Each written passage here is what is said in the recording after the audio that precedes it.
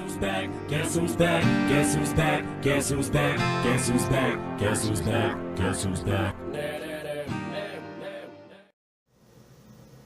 Hello, water signs, Cancer, Scorpio, and Pisces. This is your monthly Tarotscope reading for June 2017. Thanks so much for joining me. If you'd like a personal or private reading with me, that information is down below.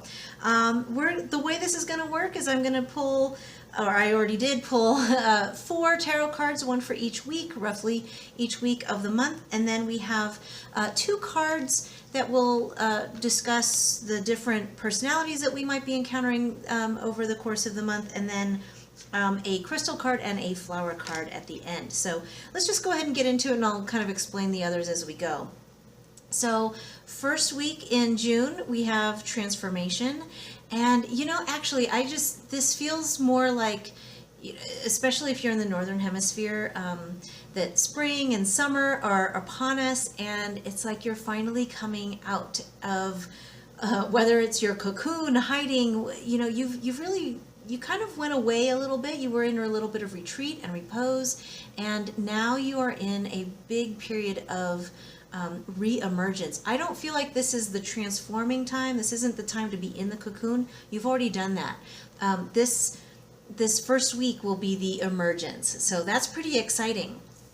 All right, and then in the second week, the energy for the second week is the Knight of Skies. This is like the Knight of Swords in traditional tarot. And you can also see that this is a raven. And I am just really feeling that the second week in June, Knights are messengers, and I feel like this is going to be a time, and you know what, actually the fire signs had something similar going on, where there was like a messenger coming in, but this is about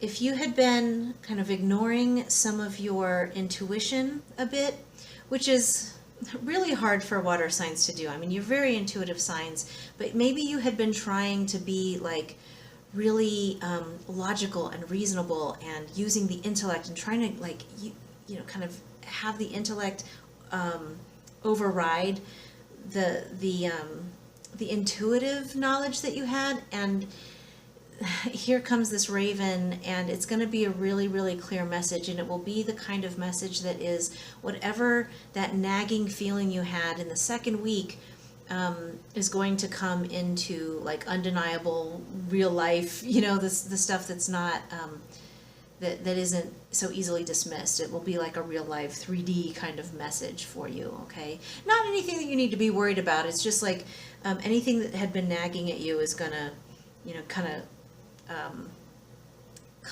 come to light. All right. Now the third week might be actually a little tough, and it might emerge. Wow, I think if you're the fire signs had something similar, like a similar like week 2 and 3 thing going on. So in the third week you have the 8 of Seas, and this is on one hand this could be about walking away from something. Okay, so in case that whatever that nagging thing was in the second week, if it's something that you were wanting to not look at because it was uncomfortable or painful, then it's gonna, it'll come to light in such a way that you'll have to actually walk away from it, or you'll feel confident walking away from it. Don't worry. Now, on the other hand, if it was something that you were like, oh, maybe that's not you, like your own sense of like, maybe I don't deserve this, or you don't want to get your hopes up, so you were ignoring some of your own internal navigation in that second week. A friend of mine has a new reading. She read this card, and I thought, oh, that's so perfect. So even better than walking away, this is about walking forward. Okay, so moving forward, you have, and this actually makes a lot of sense. So it's like you emerge in the first week. Maybe you're still going through that. It's only the 4th as I'm recording this today, and then it's like you have that emergence, and everything that had been kind of hidden and hidden away while you were in your cocoon comes to light, and you're able to really start moving forward. I really like that as a progression on this month. And then the final week of the month will be about, I feel like this is like planting putting things into action, getting ready to really get going. These first three cards seem to be kind of the first tentative steps on, like, all right, I guess I'm really going to move forward. I'm really doing this, and so now what does that mean? And making some real plans that can that will spring up. These are like longer term plans. Okay, so the month of June for you water signs is going to be one of reemergence. You know, if you're in the southern hemisphere, this would be kind of taking stock, really, of all the things that had happened in the summer or spring and summer. You're moving into fall, probably actually moving into winter now, and deciding, okay, now how am I going to crawl into that cocoon, and what is it that what is it that I had been ignoring that now needs my attention and action so I can start moving forward. Okay, all right. So these last four cards are. I like just having something that is some real advice, something you can hold on to. And I pulled two archetype cards. The first archetype card is any of those personalities or archetypes that will be coming in from external influences. So this would be other people who are behaving in kind of archetypal ways. So the first archetype, the archetype for the external that you might be encountering is that of the student. And now in its light aspect, this is about humility, devotion to knowledge, openness to lifelong learning. Someone might be approaching you, wanting you to impart your wisdom. Now the shadow aspect is arrogance in the pursuit of destructive knowledge, unwillingness to translate knowledge into action. Okay, so then the shadow aspect of a person exhibiting this archetype toward you would be someone who wants you to do all the work for them. Oh, they might be feigning ignorance, and I don't know how to do that, or a general sense of helplessness, so that, well, I don't know, so maybe you should do it, right? And it's like, no, I'll train you, I'll show you how to do it. If you're going to kind of operate in, encountering them or interacting with them from in its lighter attribute would be to take on a little bit more of the teacher role. Okay, now this is pretty cool. So the internal archetypes, these are the archetypes that you might be either struggling with in its shadow aspect or being encouraged to take on. We have the companion. And I think this is pretty cool, because with the student, on one hand, you could be called upon to be a teacher, but this is really more about kind of that equal footing that, in the shadow aspect, you want that person to be on, you would like that person to be on equal footing with you.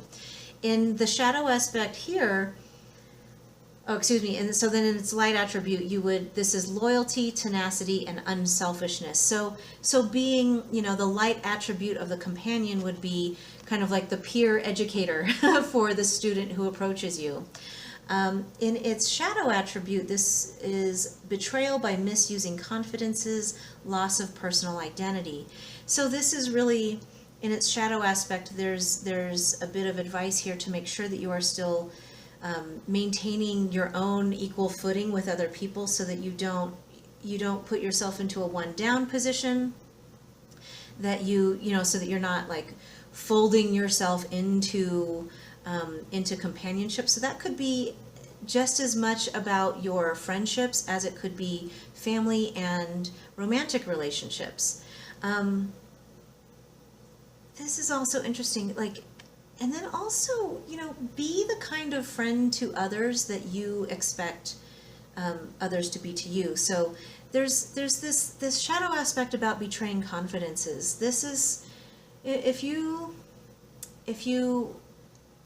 have a tendency to jibber jabber or to, like, when your feelings are hurt, rather than going directly to the person, you kind of complain about it to all kinds of, like, anybody who will listen to you.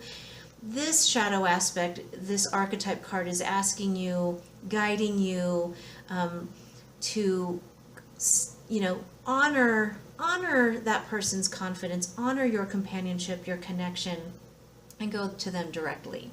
And so then we have, this is, again, really, really kind of cool. The crystal card for the week is Peacock Copper.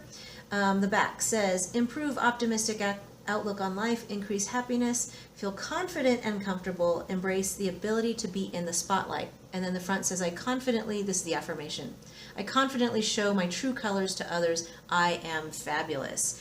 And so, if you yourself are feeling unworthy of, like maybe you don't have wisdom, like you don't see yourself as a wisdom keeper, this peacock copper card is telling you, of course you do. You've learned all kinds of lessons. And actually this, your flower card for the week, or excuse me, for the month, is the Sacred Lotus, Enlightenment, no mud, no lotus.